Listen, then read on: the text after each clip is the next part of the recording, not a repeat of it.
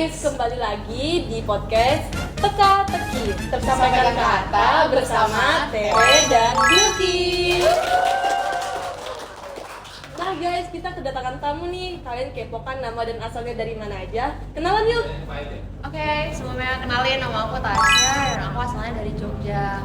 Halo semuanya, aku Emir dari Tangerang. Wih,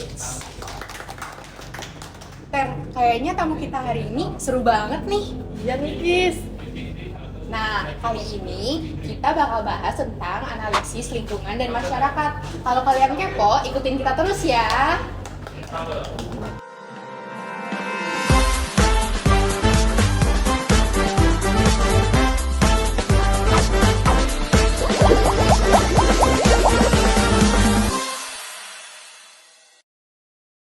Nah, tadi kan udah kenalan. Nah, sekarang aku mau nanya nih, kesibukan kakak-kakak akhir-akhir ini apa ya, Kak?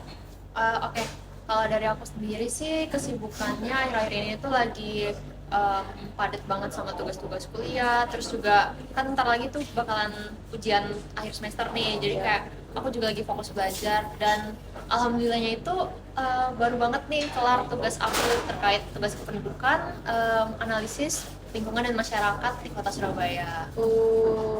Kalau Kak Emma sendiri gimana nih kesibukannya akhir-akhir ini, Kak? Kalau aku nggak jauh beda sih, cuman kemarin habis ngejalanin proper aja dari organisasi sama himpunan, berdoa baik. Kedengarannya sibuk banget ya, Ter. Iya nih, Tis. Kakak berdua ini. Nah, tadi kalau nggak salah aku denger nih, Kak Tasya sempat mention ada tugas kependudukan analisis lingkungan dan masyarakat. Nah, Kak Tasya nih ngangkat topik apa nih di tugas kependudukannya? Oke, di tugas kependudukan itu aku ngebahas analisis masyarakat dan lingkungan di Kota Surabaya, terutama terkait dampak permukiman kumuh yang ada di Kota Surabaya dan bagaimana sih masyarakat terdampak itu berkontribusi serta bagaimana upaya pemerintah untuk menyelesaikannya. Keren banget, Ter. Kedengarannya kayak udah paham banget nih Kak Tasya. Iya. Nah, kalau aku mau tanya nih dari Kak Tasya dan Kak Emma sendiri, apa sih yang terlintas di pikiran kalian pas kalian dengar kata Surabaya? Kalau aku baru sekali sih sana. Yang pasti kepikiran itu pasti macet banget sih di sana. Karena kan dia kota metropolitan kedua kalau nggak salah selain Jakarta. Iya, betul. Kalau aku sih, jujur aku belum pernah ya ke Surabaya, tapi selama pengerjaan tugas kemarin tuh aku sempat nanya-nanya juga nih ke teman-teman aku yang ada di Surabaya dan mereka itu bilang kayak first impression mereka terhadap kota Surabaya itu ya shock aja gitu. Kalau misalnya ternyata Surabaya itu panas. Oke. Nah, tadi kakak-kakaknya ada mention nih tentang lingkungan dan masyarakat. Jadi aku mau nanya ke kedua kakaknya, menurut kakak lingkungan dan masyarakat itu apa sih, Kak? Kalau menurut aku ya, lingkungan itu ruang di mana kita hidup, terus kita berinteraksi juga sama orang-orang lain, sama makhluk hidup yang lain, tempat kita beraktivitas dan segala macamnya. Kalau Tahu sih itu. menurut kakaknya sendiri, masyarakat itu apa, Kak? Kalau menurut aku ya masyarakat itu ya kita sendiri, yang dimana kita sebagai individu itu yang menempati lingkungan atau kawasan. Jadi kayak apa ya, masyarakat itu terbentuk dari individu-individu yang beraktivitas dan juga kayak mereka berinteraksi satu sama lain. Wih, keren nih Keren nih jawabannya. jawabannya. Nah, jawaban dari Kak Emir dan Kak Tasya tadi menunjukkan bahwa adanya keterikatan antara lingkungan dan masyarakat nih. Iya. Nah, tadi kan kakaknya udah mention kalau kakaknya udah selesaiin tugas kependudukan tentang analisis lingkungan dengan masyarakat di Kota Surabaya. Nah, Ter, tadi kan kita udah tahu nih kalau lingkungan dan masyarakat itu punya hubungan. Iya. Nah, Kalau boleh tahu, Kak, apa sih hubungan lingkungan dengan masyarakat di Kota Surabaya itu? Kalau dari aku sendiri, karena aku emang dasar untuk aku bisa tahu gimana kota Surabaya itu dari literatur-literatur yang aku baca, itu aku ngelihat kalau kota Surabaya itu kan dia termasuk ke dalam kota yang tingkat kepadatan penduduknya itu tinggi, yang dimana kota Surabaya itu merupakan ibu kota provinsi. Jadi kayak penduduk-penduduk dari kota lain itu pada migrasi ke kota Surabaya karena ya emang kota Surabaya itu unggul dari sektor industri, terus juga dia emang apa ya, punya ya pokoknya penduduk tuh bakalan ya pokoknya tuh masyarakat dari luar tuh pasti bakalan mikir, wah kota Surabaya tuh punya harapan yang tinggi buat mereka mencari pekerjaan di sana. Tapi ya pada akhirnya pun karena semakin meningkatnya tingkat kepadatan penduduk itu bikin mereka ternyata nggak punya ruang untuk untuk tinggal di kota Surabaya, karena ya semakin banyak lahan yang dibutuhkan namun kapasitasnya ternyata nggak cukup gitu. Jadi kayak itu yang menyebabin Surabaya itu jadi kumuh gitu. Mereka ngebangun kawasan permukiman kumuh, entah itu di kawasan daerah tempat mereka bekerja ataupun bahkan di bawah kolong jembatan. Bagus nih Kis jawabannya. Aku mau nanya nih Kis, kalau dari Kak Emir sendiri, tahu nggak hubungan lingkungan dengan masyarakat di kota Surabaya itu gimana sih Kak? Kalau menurut aku sih nggak jauh beda dari jawaban Tasya. Jadi Surabaya ini kan banyak faktor-faktor yang mengaruhi hubungan masyarakat dengan lingkungannya. Kayak Surabaya ini yang udah dibilang tadi salah satu kota metropolitan terbesar kedua setelah Jakarta. Terus Surabaya ini juga kan salah satu kota industri juga terbesar di Jawa. Nah, Surabaya juga kan punya universitas ternama yang biasanya tuh justru gara-gara ada universitas di situ biasanya banyak migrasi yang datang kan dari luar pulau. Nah, karena banyak faktor jadinya banyak migrasi yang datang, banyak orang-orang yang datang, akhirnya penduduk di sana tuh jadi rame, jadi padat. Jadi kapasitas yang seharusnya Surabaya itu bisa nampung malah akhirnya kelebihan, jadinya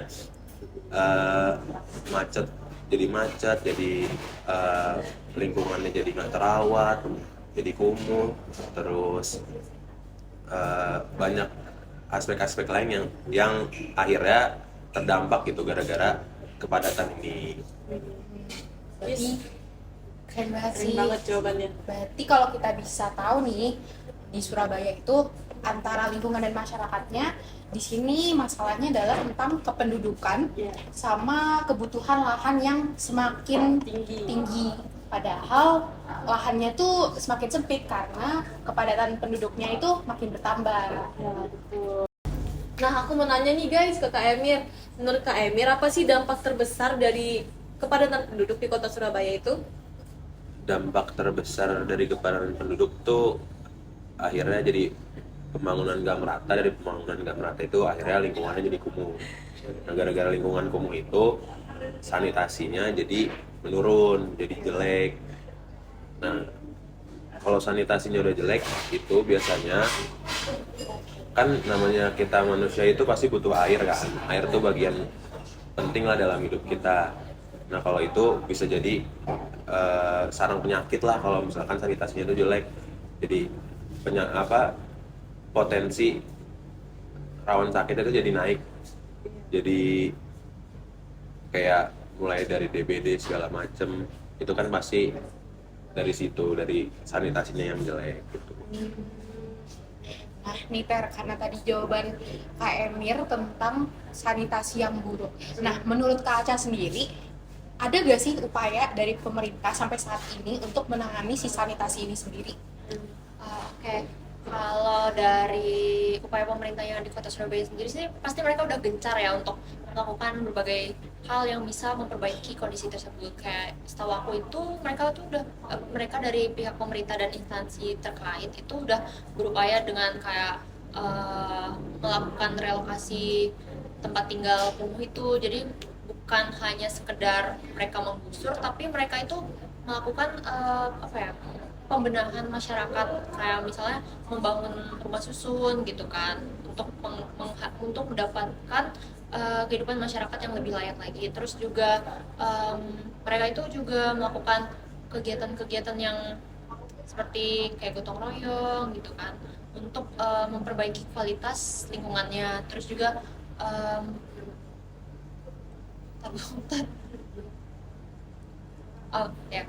terus juga kan di lingkungan permukiman kumuh itu mungkin yang menempati itu cenderung masyarakat rendah ke menengah gitu ya. Jadi untuk meningkatkan kualitas pendidikannya sendiri pun mereka dari pemerintah itu melakukan agar bagaimana caranya tuh untuk harapan sekolah mereka itu lebih meningkat gitu sih. Oke. Jadi kita tahu nih pemerintah tuh sebenarnya udah ada aksi, udah ada cara untuk gimana sih menangani dan mengatasi masalah sanitasi tadi dengan cara relokasi dan untuk memperbaiki kualitas hidup masyarakatnya biar sanitasinya itu makin meningkat. Jadi lingkungannya bisa bersih gitu. Nah, jawaban dari pertanyaan-pertanyaan tadi tuh udah bagus-bagus banget. Dan kali ini aku mau nanya ke kedua kakaknya, apa sih harapan untuk kota Surabaya ke depannya? Kalau dari aku mungkin harapannya itu ya Kak, dengan upaya pemerintah dan program-program pemerintah yang udah ada itu semoga masyarakat tuh dapat ikut serta dan juga mereka dapat terbuka terhadap program-program pemerintah itu. Jadi kayak jangan hanya pemerintah yang berupaya besar-besaran, jangan hanya pemerintah yang melakukan perbaikan infrastruktur secara maksimal, tapi kayak dari masyarakatnya itu ternyata malah nggak welcome, malah nggak mau ikut serta gitu. Semoga sih masyarakat dapat ikut serta sih. Kalau Kak Emil sendiri harapan untuk Surabaya ke depannya gimana? Kalau aku sama sih, kayak semoga pemerintahnya juga bisa berbenah dengan masalah-masalah kayak lingkungan yang kumuh, kepadatan penduduk. Semoga bisa dibenerin sama pemerintah dari Surabaya. Mungkin dengan adanya masalah-masalah tersebut, pemerintah Surabaya tuh nggak tutup mata lah sama ada masalah tersebut gitu loh. Terus juga masyarakat juga bisa saling bantu sama pemerintah, kerjasama sama pemerintah untuk demi kebaikan kota Surabaya itu sendiri. Keren. Nah guys, teka-teki udah sampai di sesi akhir nih. Tapi sebelum aku dan Tera akhiri, kita mau denger dulu nih gimana sih suka duka selama pengerjaan tugas besar kependudukan dari Kak Tasya dan Kak Emir. Nah, dari Kak Emir dulu nih, apa sih suka dukanya? Kalau aku ya suka dukanya tuh, sukanya kayak selama penyusunan tugas ini banyaklah kejadian-kejadian lucu, momen-momen lucu yang jadinya jadi memori gitu, jadi memori yang bisa buat ketawa-tawa. Terus paling dukanya ya karena tugas ini juga barengan sama tugas-tugas yang lain, jadinya mungkin agak berat juga. Terus kemarin juga sempat ada kendala, tapi akhirnya kita revisi lagi. Itu aja sih. Nah, kalau dari Kak Tasya sendiri suka duka selama pengerjaan tugas kependudukan ini apa sih Kak?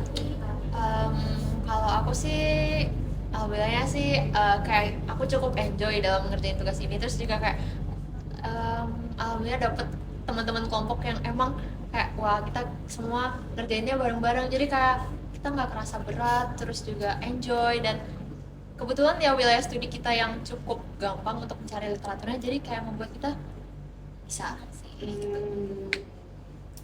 Keren. Nah, terima kasih banyak untuk Kak Tasya dan Kak Emir yang udah menyempatkan waktunya untuk ngadirin podcast Teka-teki ini. Nah, bener banget nih Tere. Jadi, sampai ketemu di teka-teki selanjutnya. Teka-teki tersampaikan kata bersama Tere dan Bilqis. Mantap.